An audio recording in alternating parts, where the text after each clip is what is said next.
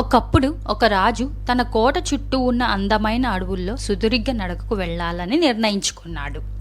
తన నడక తర్వాత తన వాళ్ళని తోట దగ్గర ఉన్న సరస్సులో ఈత కొట్టడానికి ఆహ్వానించాడు. అందరూ ఈత కొట్టడానికి సిద్ధమయ్యారు. రాణి మరి ఆమె స్త్రీలు నీటిలోకి అడుగు పెట్టే ముందు వారి విలువైన ఆభరణాలు ఒక పెట్టెలో దాచి సేవకురాలను కాపలాగా ఉంచి కొలంలోకి దిగారు. కానీ ఒక చెట్టుపై ఉన్న ఒక కోతి నిశీతంగా గమనిస్తోంది. కోతి మెరిసే ఆభరణాలు కోరుకుంది. కొంతసేపటికి ఆమెకు నిద్ర పట్టి నిద్రపోయింది. ఇది చూసిన కోతి త్వరగా కిందకు దూకి పెట్టె తెరిచి మెరిసే హారాన్ని తీసుకొని పారిపోయింది.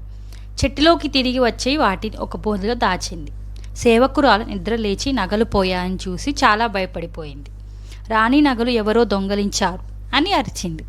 కాపలాదారులు సహాయం కోసం పరిగెత్తారు. కాపలాదారులు రాజుతో చెప్పగా రాజు నగలు తీసుకున్న దొంగను పట్టుకోండి అని ఆదేశించాడు. కాపలాదారులు ప్రతి చోట వెతికారు, కానీ దొంగ దొరకలేదు. తోటలోని కోతులను ఒక సేవకుడు అనుమానించడం ప్రారంభించాడు. అతనికి ఒక తెలివైన ఆలోచన వచ్చింది. అతను మెరిసే పూసలను కొని రాత్రి తోట చుట్టూ ఉన్న పొదల్లో వేలాడదీశాడు. మరుసటి రోజు ఉదయం తోట అంతా కోతులు కబుర్లు చెప్పుకుంటూ మెరిసే పూసలతో చాలా సంతోషంగా ఉన్నాయి. కానీ రాణి ఆభరణాలు కలిగి ఉన్న కోతి నిశ్శబ్దంగా ఉండి తన నిధిని కాపాడుకుంది.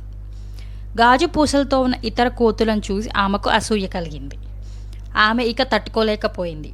ఆమె రాణి ఆభరణాలు ధరించి గర్వంగా చెప్పింది, నా మెరిసే ఆభరణాలను చూడు, అవి నీ గాజు పూసల కంటే చాలా అందంగా ఉన్నాయి. సమీపంలో దాక్కున్న సేవకుడు బయటకు దూకి కోతిని పట్టుకున్నాడు.